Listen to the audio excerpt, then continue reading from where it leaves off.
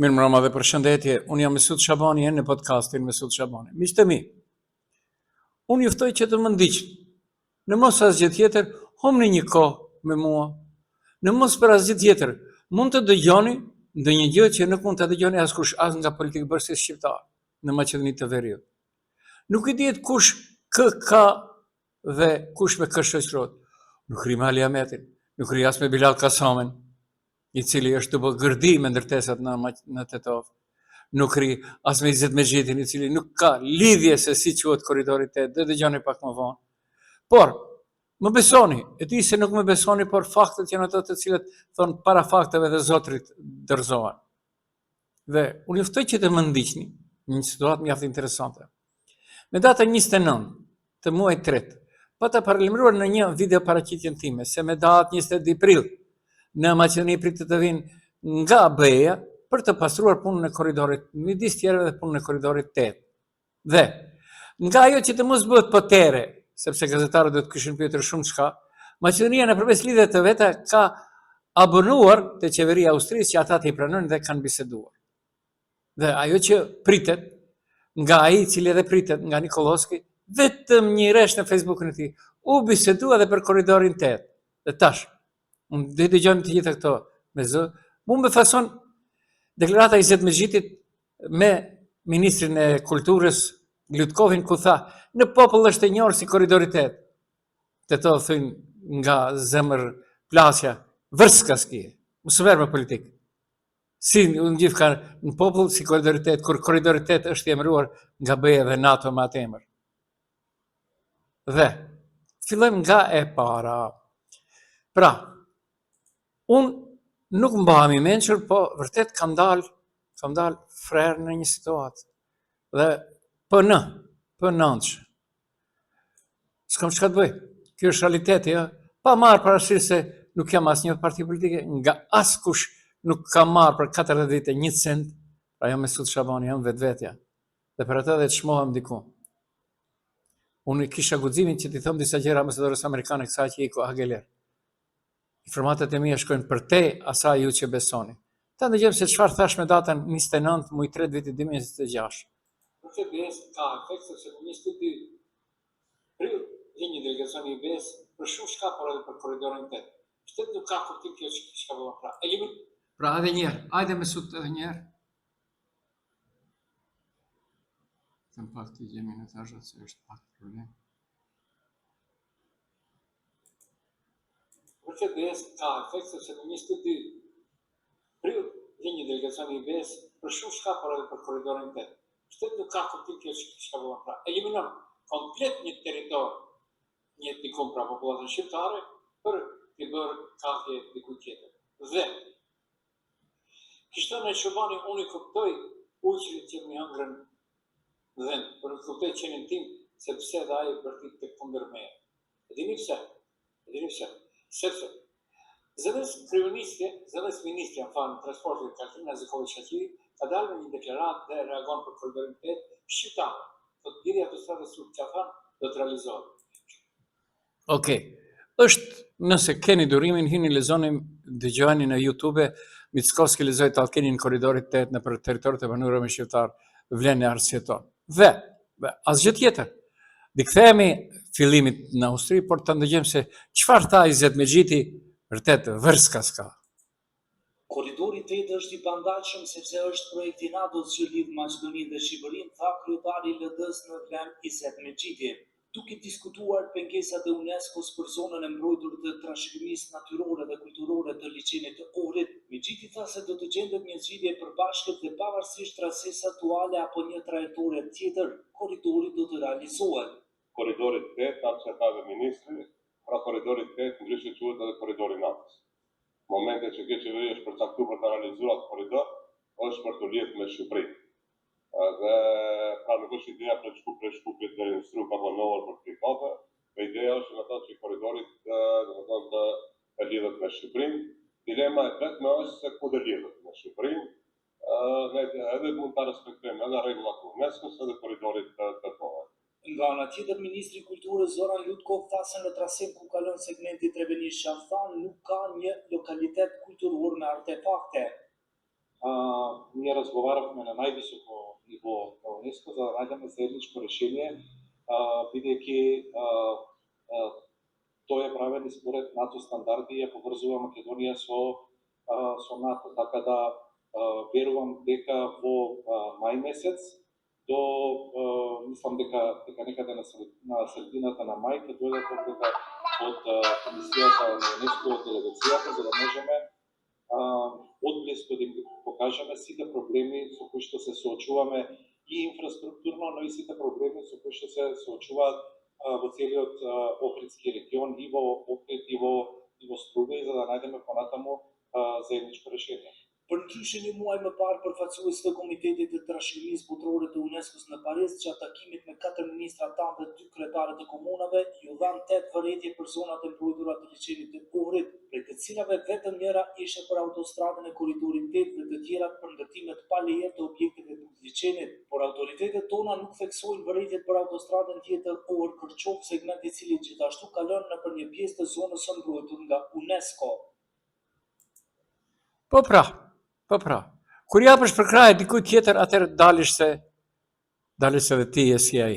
Pra, i Zeti lidhje nuk ka me atë se çfarë përshkruan. Po, kanë lidhje me atë.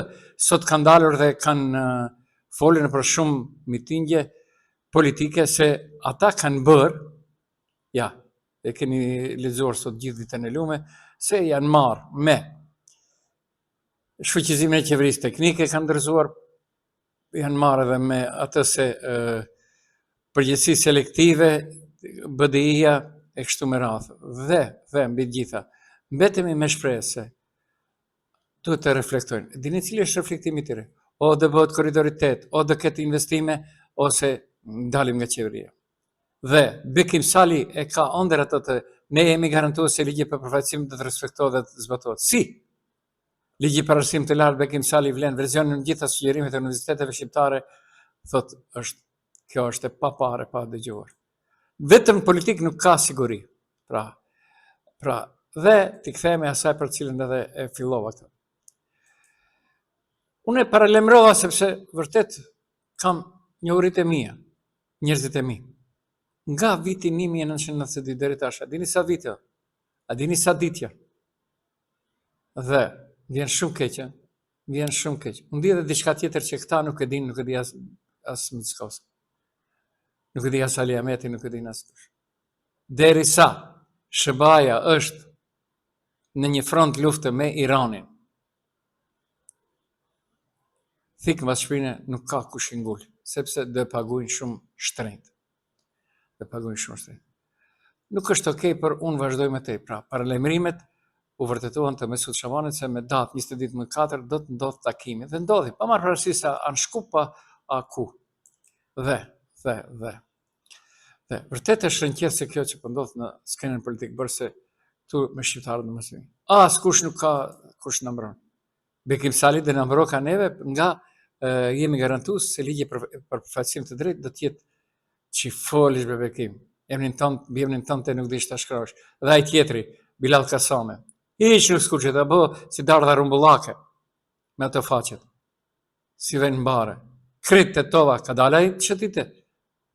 Rrugët kërkund, për lloket çdo kund, ujë kërkund, tash në përshi, vetëm shiqon ndërtohen sa më shumë objekte, ndërtime. E po dorën thatë, edhe Bilal e di se kërkush nuk e puth. Por ligji për përfaqësim të drejtë adekuat, megjithatë nuk parashikohet masa ndëshkuese, në mënyrë se do të ketë përfaqësim të drejtë dhe të ato procedurë. Garantues për këtë jemi ne, domethënë se ligji do të respektohet dhe përfaqësimi i drejtë adekuat. Kur Ali Ahmeti thojza me atë krenarinë e ushtrisë që kësë në keq përdori, nuk mundi, ju dhe realizoni, ja, majkata. Implementohet në sistemin administrativ të këtij shteti. Natyrisht ligji parashef formimin ose krijimin e akteve nënligjore, të cilat nëse në rastet e nevojës do të mund të miratohen dhe në bazë asaj të veprohet në të ardhmen. E dini se në ligj është para pa formimi një trupi koordinativ i cili do ta udhëheqë zëvendës kryeministri i parë i qeverisë, dhe aty do të jenë kyçur edhe më tepër ministra. Kështu që niveli më i lartë i udhëheqësisë shtetërore do të jetë i kyçur në implementimin e kësaj politike. që mbetet pas miratimit të ligjit do ta ndjekim dhe do të përcjellim se si do zhvillohet politika. Unë i propozoj Bilalit që di edhe një 10 vende ku ai vërtet mund të japi leje për ndërtim. Tetova lullëzon nga ndërtimet të cilët u ofron oligarkëve Bilal Kasami. I di edhe një 10 vende, këtyre ditëve do e bëj publike nëpër mediumet, ku unë i kontrolloj telegramin.mk dhe në podcastin tim Mesut Shabani në YouTube. Pra, çfarë nuk do të dëgjojmë nga ata të cilët nuk e pritshim. Por nuk ka faj. Skënderbeu se ka bërë Shqipërinë etnike dhe bëj Bilali. Dhe të dëgjojmë prap Bekim Sali se çfarë tha për ligjin për arsim të lartë. Versioni final, siç jemi informuar edhe ju si media po dhe opinione, është miratuar gjatë takimit të djeshëm në qeveri, ku në prezencë të kryeministrit dhe të ministres për arsim, natyrisht edhe duke pasur në prezencë të liderëve të vlenit, ku miratua versioni final me gjitha sugjerimet dhe propozimet të cilët kanë ardhur rrjedhimisht nga universitetet shqiptare.